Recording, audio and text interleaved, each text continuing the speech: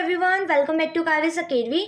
यहाँ पे हम बात करेंगे BHU entrance exam 15 paper solution. Okay, तो स्टार्ट करते हैं नाउ। ये पार्ट 5 है। इस पार्ट 5 के अंदर हम डिस्कस करेंगे 25 क्वेश्चंस को। ओके, तो पार्ट 1 टू पार्ट 4 मैंने ऑलरेडी डिस्कस कर दिया है। उसके अंदर मैंने टोटल 100 क्वेश्चंस को डिस्कस किया है। देन अगर आपने नहीं देखा है देन प्लेलिस्ट में जाके चेक कर लेना। ओके, अगर आप मेरे चैनल पे न्यू है तो मैं आपको बता दूं, मेरे इस चैनल पे बहुत सारे एंट्रेंस एग्जाम की पेपर सोल्यूशन भी अवेलेबल है। देन आप वो भी देख सकते हो। साथ ही साथ BHU ज़ूलॉजी 2019, 18 एंड 17 इनके भी पेपर सोल्यूशन अवेलेबल है।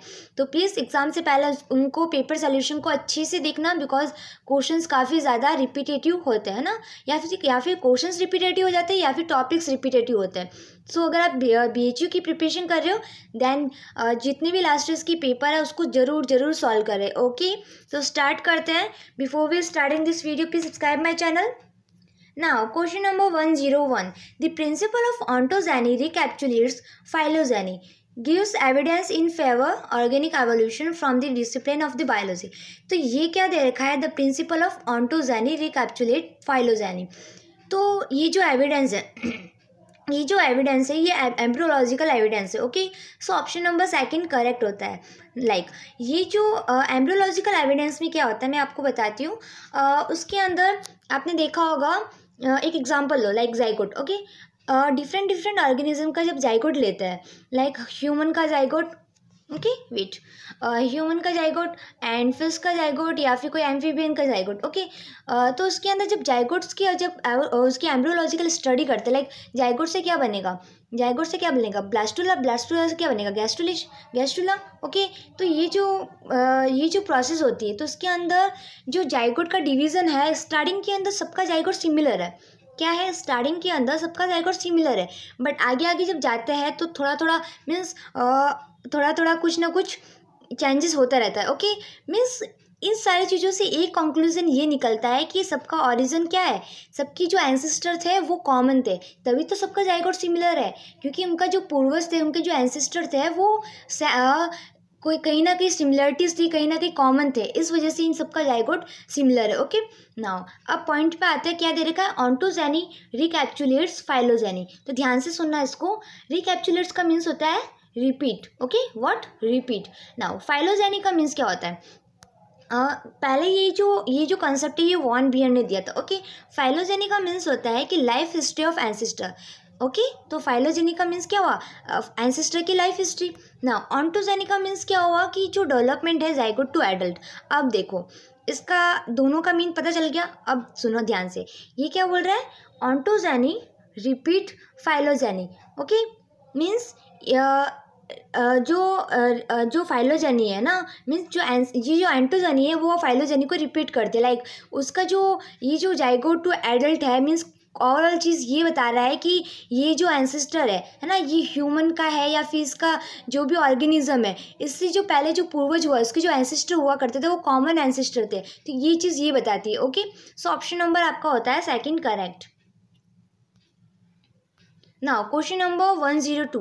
Geological record are written in rock in the language of, तो कौन से language? in the language of fossils. So option number 4 correct. Now, question number 103.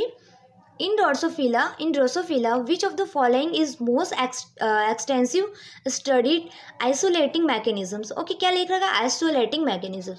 तो यहाँ पे कौन सा आइसोलेटिंग मैकेनिज्म है? तो ड्रोसोफिला के अंदर सेक्सुअल आइसोलेशन के बारे में सबसे ज़्यादा ऐसे स्टडी की जाएगी। ओके, मतलब कि स्टडी की थी। ओके, सो ऑप्शन नंबर 4 होता है आपका करेक्ट।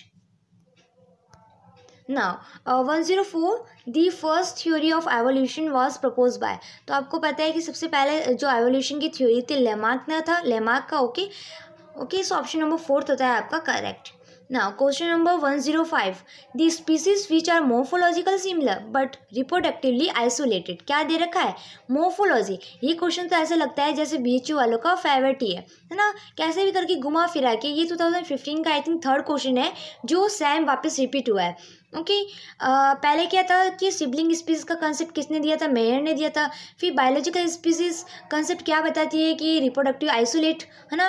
एंड ये क्या पूछ रहा है कि अगेन डेफिनेशन दे दी गई, morphological similar and reproductively isolate, मतलब ये किसके बारे में है, सिबलिंग स्पीसीज के बारे में है। सो ऑप्शन नंबर आपका होता है third correct.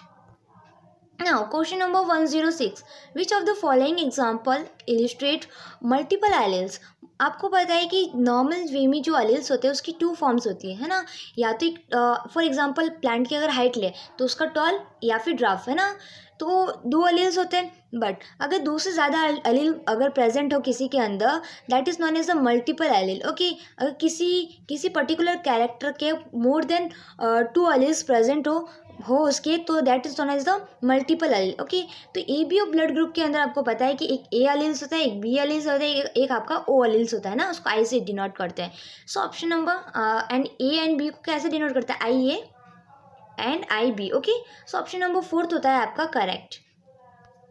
Now question number 107, CIB technique is Drosophila is use to detect. तो ये क्वेश्चन भी अगेन रिपीटेटिव है ना। एंड ये आपका क्या है कि जो ड्रोसोफिला के अंदर sex link recessive lethal mutation को डिटेक्ट करने के लिए पता लगाते हैं। ओके, सो ऑप्शन डिटेक्ट करने के लिए यूज़ करते हैं। सो ऑप्शन नंबर थर्ड होता है आपका correct. Now if a couple husband having a x link deadly disease. Okay, means ये कपल है, उसके हस्बैंड मीन्स जो मेल है, मेल के अंदर जो एक्स क्रोमोसोम है उस पर डिजीज दे रखा है और ये पर्सन पूरा क्या है, डिजीज हो गया। Okay, now wife homozygous normal, and wife कैसी है, होमोजाइगस नॉर्मल है। Okay, now seek your advice regarding having a children's, what will be your advice out of the following। तो अगर उनका बेबी हुआ तो डॉक्टर को क्या सजेस्ट करेगा कि आपको मेल बर्थ करना चाहिए या फिर फीमेल, मीन्स कौन सा बेबी आपका सेफली बर्थ हो सकता है। ओके, तो यहाँ पे देखो क्रॉसिंग करेंगे आप। ओके, तो जब एक्स एंड वाई, एक्स आ जाएगा, मीन्स यहाँ पे जब वेट वापस बताती हूँ, यहाँ पे देखो एक्स एंड वाई। ओके, इसको क्रॉस किया एक्स एंड एक्स के साथ, डिजीज़ कहाँ है, यहाँ पे डिजीज़ है, मीन्स यहाँ पे मेल के अंदर जो एक्स वाला क्रोमोसोम है वहाँ पे डिजीज़ है, तो ये डोमिनेंट कैरेक्टर है, इसी वजह से ये पूरा का पूरा मेल डिजीज़ कहलाता है। ओके, ना जब ये क्रॉसिंग ओवर होगी तो यहाँ पे एक्स एंड एक्स मिलेंगे तो फीमेल बनती है, एंड फीमेल कैसी बनेगी, वो डिजीज़ होगी क्योंकि यहाँ पे डोमिनेंट है। ओके, यहाँ पे अगेन क्रॉस कराएंगे तो ये ऐसे होगा, ये भी फीमेल कैसी होगी, डिजीज होगी। बट वाई एंड एक्स के साथ क्रॉसिंग ओवर कराएंगे क्योंकि वाई के नॉर्मल था, वो तो कोई डिजीज था नहीं, तो मेल इस कंडीशन में कैसा होगा, नॉर्मल होगा। तो ऑल ओवर चीज़ ये है कि डॉक्टर इन कपल को एडवाइस देंगे कि आप अगर बेबी बर्थ करो तो ओनली मेल अगर बर्थ होगा तो वो मेल चाइल्ड होगा, वो सेफली बर्थ हो जाएगा। ओके, सो ऑप्शन नंबर यहाँ पे देखते हैं मेल का है, ऑप्शन नंबर थर्ड में देखो, we can safely go for only male child. Okay, so option number third होता है आपका करेक्ट। ये क्वेश्चन भी अगेन रिपीटेटिव है, आई थिंक 2017 नहीं 2018 के अंदर आ रखा है। Okay, now question number 109, if a cell contain 23 pair of chromosome just after completion of mitotic telophase, how many chromatid were present in metaphase? Okay, now ये question भी I think her entrance exam में मैंने solve कराया। Okay, तो उसके अंदर मैंने बताया था आपको 23 पेयर ऑफ क्रोमोसोम, मीन्स ये क्रोमोसोम एक है। ओके, एंड ये दूसरा ऐसे है ना, ये दूसरा क्रोमोसोम है ना, तो कितने क्रोमेटिड है, 1 2 3 एंड 4 क्रोमेटिड है। एक क्रोमोसोम पेयर का अगर नॉर्मल देखते हैं, एक क्रोमोसोम ये, एक क्रोमोसोम ये, मीन्स 23 पेयर है, मीन्स कितने क्रोमोसोम हो गए, नॉर्मल क्रोमोसोम 23 पेयर है, मीन्स दो का जोड़ा है, तो 23 into 2 that is the 46। Okay, तो टोटल क्रोमोसोम कितने हैं, 46 है। नाउ अगर 46 क्रोमोसोम है देन क्रोमेटिड कितने होंगे, हाउ मेनी क्रोमेटिड, तो देखो एक क्रोमोसोम के पास 2 क्रोमेटिड होते हैं, तो एक क्रोमोसोम के पास 2 क्रोमेटिड होते हैं, तो 46 क्रोमोसोम के पास कितने क्रोमेटिड होंगे, आपके होंगे 92 क्रोमेटिड। सो ऑप्शन नंबर थर्ड होता है आपका correct. Okay, now question number 1010, which of the following is an enzyme that contain a channel that allow the flow of proton across the membrane of bacterial cell। ये question भी again repetitive है, आपने we type pump देखा होगा, उसके अंदर ऐसे bacteria की सेल है। ओके, ऐसे मानो ना, यहाँ पे क्या होता है कि उसकी एक पंप लगा है, that is the ATPase pump. Okay, option number fourth में दे रखा है। यहाँ पे क्या होता है कि ATP जब यहाँ पे H+ का एंटर होना पड़ता है, तो इस कंडीशन में क्या होता है, वापस बताती है एक सेकेंड। लाइक ये बैक्टीरिया की सेल है, ओके। तो यहाँ पे इसकी सरफेस पे एक चैनल होता है, that is the ATPase, okay, H+ ATPase। तो यहाँ पे क्या होता है कि ATP जब ATP ADP में कन्वर्ट होगी, ATP ADP में कन्वर्ट होगी, इस कंडीशन में, इस टाइम में वो H+ बार जो बैठा है ना, H+ है, वो एंटर करेगा, ओके। तो यहाँ पे क्या होगा, प्रोटोन का बोला flow of proton allow proton H+ होता है, ओके। तो वो एंटर करेगा। तो यहाँ पे कौन सा क्या channel present, that is a ATPase channel, okay. So option number 4 होता है आपका correct. Now, the member of phospholipid from the bilayer when the water is available on both side due to, ये क्वेश्चन भी again repetitive है, means अभी 2015 के अंदर जो पार्ट 4 है उसके अंदर मैंने डिस्कस किया था। उसके अंदर क्या आया था कि आपको ये पूछा गया था कि एम्फीफेटिक नेचर कौन सा है ना। एग्जाम्पल शायद 4 ऑप्शन दे दिए गए थे, उसमें से जो आंसर था दैट इज़ द फॉस्फोलिपिड। क्यों था, क्योंकि एम्फीपैथी का मीन्स क्या होता है कि उसके अंदर हाइड्रोफोबिक एंड हाइड्रोफिलिक दोनों प्रॉपर्टीज़ होती है, ओके। तो यहाँ पे यही चीज़ है, फॉस्फोलिपिड क्या एम्फीपैथिक इन नेचर है। सो ऑप्शन नंबर 1 हो आपका correct, okay. Means all over चीज़ ये है कि क्वेश्चन को क्या दे रखा है, यहाँ पे एक चीज़ नोट करने को मिलती है आपको कि क्वेश्चन दे रखा है, ओके, उसको वापस का जो आंसर था उस आंसर को वापस क्वेश्चन बना के वापस पूछ लिया गया है। तो ये चीज़ ध्यान रखना। तो ऑल ओवर चीज़ ये है कि जो भी आंसर है, क्या एक्सप्लेनेशन है, टॉपिक को अच्छे से देखो आप, okay. Now, question number 112, in which of the following cell cycle DNA become 4C from 2C। यहाँ पे ध्यान रखना, क्रोमोसोम का नंबर कभी डबल नहीं होता है, हमेशा DNA कंटेंट डबल होता है, ओके। वो भी DNA कंटेंट किस में डबल होता है, एस फेज के अंदर, ओके। एस फेज यहाँ पे क्या दे रखा है कि 4C from 2C means 2C से 4C। यहाँ पे जो DNA का जो कंटेंट है वो डबल हो चुका है। डबल किसके अंदर होता है, एस फेज के अंदर होता है। सो ऑप्शन नंबर 1 करेक्ट। ये भी क्वेश्चन अगेन रिपीटेटिव है। उसके क्वेश्चन के अंदर ये पूछा गया था कि कौन से फेज के अंदर DNA की कंटेंट डबल हो जाता है, तो वो होगा आपका एस फेज। एंड इसके अंदर 4C फ्रॉम 2C दे दिया है ना, मीन्स क्वेश्चन को थोड़ा बहुत मॉडिफाई कर देते हैं बस। Now next question, in hybridization experiment high stringency washing mean washing in presence of।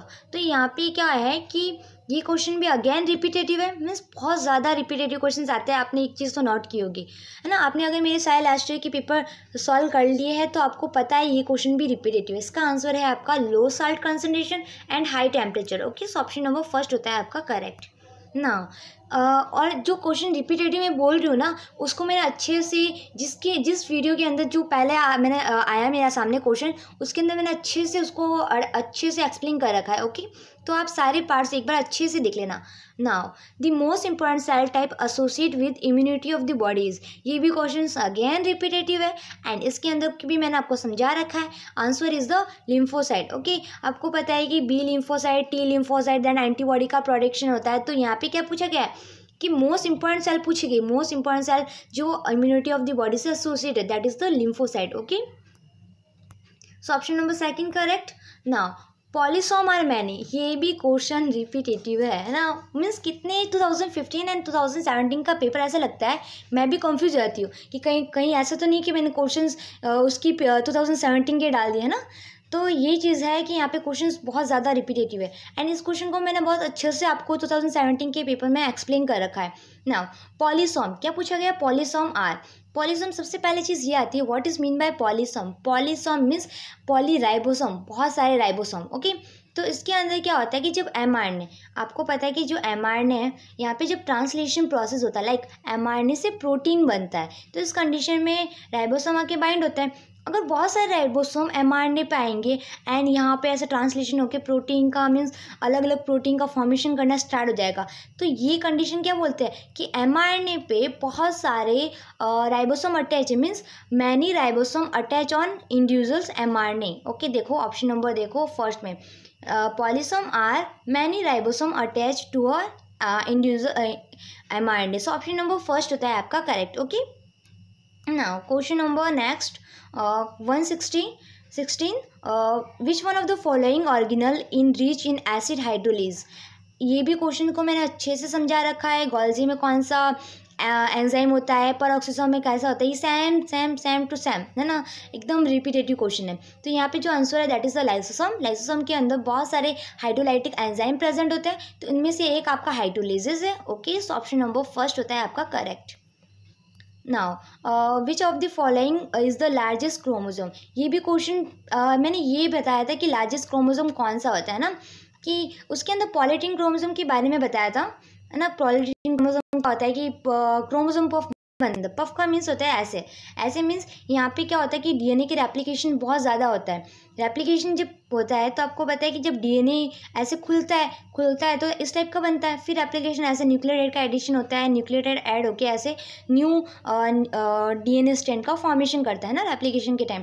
तो जब जैसे ही ये खुलता है तो पफ का फॉर्मेशन करता है, दैट इज़ द उसको बोलते हैं क्रोमोसोम पफ। ओके, नाउ यहाँ पे पॉलीटीन क्रोमोसोम भी लार्जेस्ट क्रोमोसोम है, बट इसकी साइज़ लैम्ब्रस से थोड़ी छोटी है ना। ये भी लार्जेस्ट में आता है बट लैम्ब्रस के कंपेयर में इसकी छोटी है। तो लार्जेस्ट पूछा गया है, सो ऑप्शन नंबर फर्स्ट थर्ड होता है आपका करेक्ट। ओके, सबसे पहला लार्जेस्ट क्रोमोसोम ये है, देन आफ्टर पॉलीटीन है, ध्यान रखना ना। ये कुछ चार्ट है तो उसको अच्छे से देख लेना। ओके, क्या चीज़ क्या है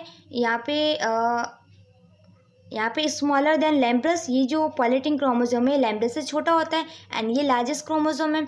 एंड ये कब विजिबल होगा, ये चीज़ इंपॉर्टेंट है, ये interface and prophase of meiosis के टाइम विजिबल होता है। एंड ये कब लैम्ब्रस कब विजिबल होता है, during the diplotene stage of mitosis. Okay, now ये कंपाउंड माइक्रोस्कोप में देखने को मिलता है एंड ये लाइट माइक्रोस्कोप में देखने को मिलता है। Now question number 118. Okay, due to mutation, one amino acid may replaced by another amino acid. Such mutation are termed as. ये भी क्वेश्चन सेम रिपीटेटिव है, as it is line to line repetitive है ना। तो इसके अंदर मैंने ये क्वेश्चंस भी मीन्स हर एग्जाम में आ रखा है, लाइक डी के अंदर ये पूछ लिया था मिस सेंस क्या होता है, नॉन सेंस क्या होता है, सेंस म्यूटेशन क्या होता है। तो उसको अच्छे से मैंने हर स्टेप वाइज समझाया था बड़ा सा ना। तो आप अच्छे से सारी वीडियोस देख रहे हो तो आपको ये पता होगा कि ये क्या बोल रहा है ना। फिर भी हम सिर्फ एक देखते हैं उसका आंसर के बारे में। Now one amino acid may be replace by, तो आपको सपोज कर लो कोई एक अमीनो एसिड कोई 3 कोडोन होते हैं, वो कोड करता है एक अमीनो एसिड को, है ना। तो अगर उसमें से कोई एक कोडोन का रिप्लेस हो जाए, लाइक ये हट गया एंड इसकी जगह कोई और दूसरा आ गया, ओके, ये हट के कोई दूसरा आ गया, तो इस कंडीशन में क्या होगा, ये क्रोमोसोम, ये आपको पता 3 कोडोन था, कुछ और कोड कर रहा था, है ना, कुछ अलग ही लाइसिन को कोड कर रहा था। अगर यहाँ पे एक कोडोन चेंज हो गया, लाइक एस्पार्टिक एसिड को कोड करने लग गया, मीन्स पूरा का पूरा एग्जाम्पल माना हो कि पूरा का पूरा अमीनो एसिड चेंज हो गया, एक कोडोन की नंबर से, एक कोडोन की सीक्वेंस में चेंज आने की वजह से पूरा का पूरा अमीनो एसिड चेंज हो गया। That type of mutation is known as a missense mutation. Miss हो गया मीन्स पूरा अमीनो एसिड चेंज हो गया। नॉन सेंस में क्या होता है कि अगर ये चेंज होके एक स्टॉप कोडोन का फॉर्मेशन करे तो वो होता है नॉन सेंस। ओके, एंड एक होता है सैम सेंस में मतलब ये कोड है लाइसिन को कर रहा था एंड उसमें कोड चेंज हो गया, तो फिर भी लाइसिन को ही कोड कर रहा है, भले अमीनो एसिड चेंज हो गया फिर भी लाइसिन को। आपको पता है कि आपको पता है कि जो एक अमीनो एसिड होता है मोर देन 1 कोडोन से कोड हो सकता है, तो यही चीज़ होती है ना। Now option number second correct होता है। Question number 119, which law of Mendel relevant by dihybrid cross. तो डाईहाइब्रिड क्रॉस के अंदर आपको पता है कि 2 हाइब्रिड्स लेते हैं, मीन्स 2 कैरेक्टर लेते हैं। मान लो कि प्लांट की हाइट ले लिया आपने एंड प्लांट की फ्लावर का कलर ले लिया, ओके। तो ये जो अपना डाईहाइब्रिड क्रॉस है वो लॉ ऑफ इंडिपेंडेंट असॉर्टमेंट के थ्रू समझाया गया था। ओके, सो ऑप्शन नंबर 3 होता है आपका correct.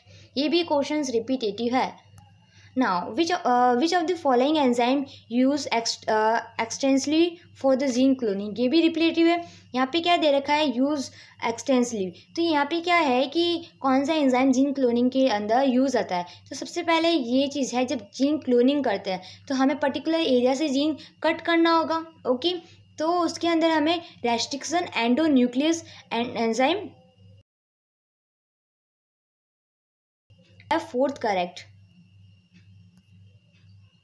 Now, question number 121, okay, 21. In which of the following pelvic girdle is made of single एडल प्लेट। ओके, तो यहाँ पे पूछा गया है which of the following pelvic girdle is made up of single एडल प्लेट, तो किसके अंदर है, in the lungfish. Option number second है आपका correct. Now fibula is absent in, तो पता होना चाहिए ये क्वेश्चंस, वैसे इस टाइप के क्वेश्चंस ये कॉर्डेट नॉन कॉर्डेट है ना, ये जो DU के एंट्रेंस एग्जाम होते हैं वहाँ पे ज़्यादा पूछा जाता है, यहाँ BHU के अंदर इतना नहीं है, DU के अंदर बहुत ज़्यादा है ना। तो उसकी भी पेपर अगर आप सॉल्व करो, अगर टाइम मिले आपको, तो वो भी आप पेपर सॉल्व जरूर कर लेना है ना, क्योंकि BHU एंड DU के पेपर्स होते हैं काफ़ी ज़्यादा सिमिलर है एंड क्वेश्चंस भी काफ़ी ज़्यादा सेम टू सेम दिखेंगे आपको। Okay, now fibula is absent in, तो डियर के अंदर एब्सेंट होता है, सो ऑप्शन नंबर थर्ड है आपका correct. Now in Peristylis body weight is born on, that is the option number third, digit third. Now mastoid's portion of endochondral origin is a new feature of the skull of, okay, so यहाँ पे skull किसका है, that is the mammals का, so option number fourth correct है। Now in which of the following Eurocode no larval stage is found in their life stage, कि जो यूरोकोडेट है उसके अंदर ऐसा कौन सा यूरोकोडेट है जिसके अंदर लार्वा स्टेज ही प्रेजेंट नहीं है ना, that is the Pyrosomida. Okay, so option number first आपका है करेक्ट। एंड मैंने ये चीज़ बताई थी कि जो लार्वा जितने भी ऑर्गेनिजम्स है किस किस के अंदर लार्वा प्रेजेंट है एंड किसके अंदर नहीं भी है। देखो यहाँ पे क्या है, नॉट पूछ लिया गया, मीन्स कुछ कुल मिला के ये जो लार्वा वाला टॉपिक है बहुत ज़्यादा इंपॉर्टेंट है। ओके, तो उसका जो अगर आप चार्ट बना पाओ तो चार्ट बना लेना अच्छे से, एंड किसका कौन सा लार्वा है क्या है वो सारा लार्वा की लिस्ट ध्यान रखना। ओके, सो इस वीडियो के अंदर इतना ही, नेक्स्ट वीडियो के अंदर मिलता है, उसके अंदर नेक्स्ट 25 क्वेश्चंस को डील करेंगे एंड साथ ही साथ वो लास्ट पार्ट होगा, मीन्स वहाँ उसी के साथ आपकी 150 क्वेश्चंस आपके डिस्कस हो जाएंगे। ओके, तो जो भी इस चैनल पे न्यू है then please subscribe my channel. Okay, and जो भी आपके फ्रेंड्स हैं जो भी आपकी BHU की प्रिपरेशन कर रहे हैं देन प्लीज़ उसके साथ शेयर कीजिए। एंड DU मेरे इस चैनल पे आपको DU central university, Jamia, Hyderabad university and JNU entrance exam है ना, इन सब की पेपर सोल्यूशन अवेलेबल है, देन आप प्ले लिस्ट में जाके चेक कर लेना। ओके, सो इसकी रिगार्डिंग आपको कोई भी क्वेरीज है देन आप मुझे कमेंट्स कर सकते हो। ओके, एंड आप मेरा टेलीग्राम ग्रुप है @काविस अकेडमी, वहाँ पे मुझे ज्वाइन कर सकते हो कोई भी स्टडी मटेरियल की रिक्वायरमेंट है तो। Okay, so thank you so much for watching my video, bye bye.